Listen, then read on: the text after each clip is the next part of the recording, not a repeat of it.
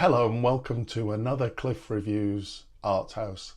This time I'm reviewing the film Conclave, directed by Berger. So I enjoyed this film. It's just one of those films where the acting is just so good. You just sit back in your chair and just really appreciate great actors on the big screen. Ralph Fiennes, Stanley Tucci, John Lithgow, Isabella Rossellini.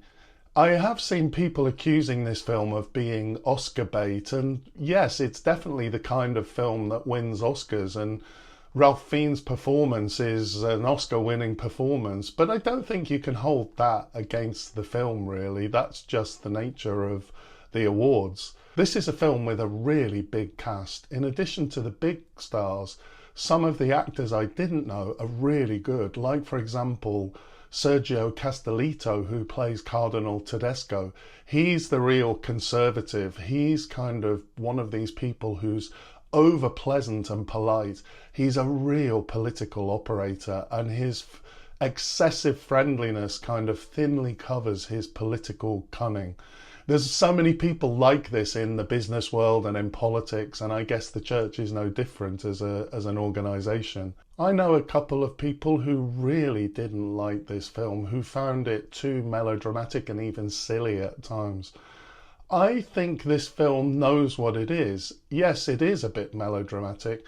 There's not really anything original about this film. It probably is a little bit cliched, but it's just a really well-made film with great actors on the big screen. I just found it a really enjoyable experience.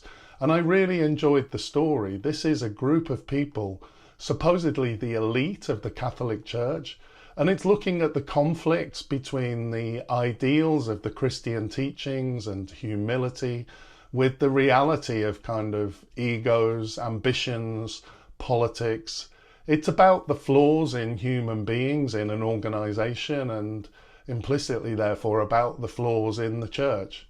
The cinematography is amazing. There are such striking visuals in this film. It looks stunning.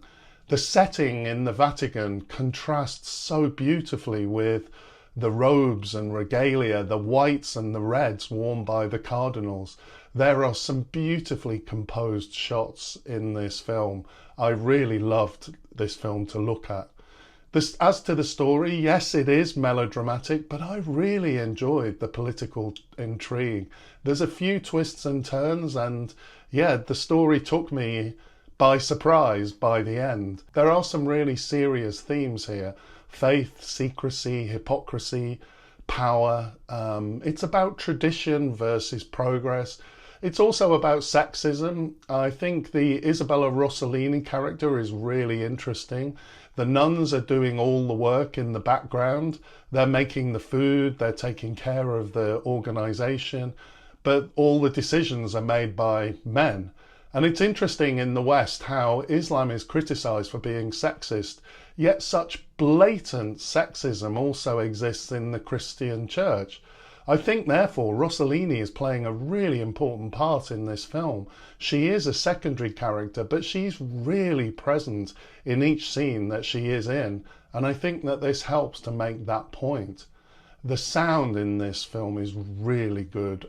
There's these deep bass noises that create a dramatic effect, and it's very echoey down the corridors of the Vatican. It's one of the most echoey films you've seen, and I saw it in a screen with Dolby Atmos surround sound, and the echoes were all around me. A couple of times I did literally look back because it sounded like someone was shuffling behind me.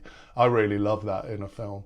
Overall, this is a competent, very engaging film about political intrigue in the church.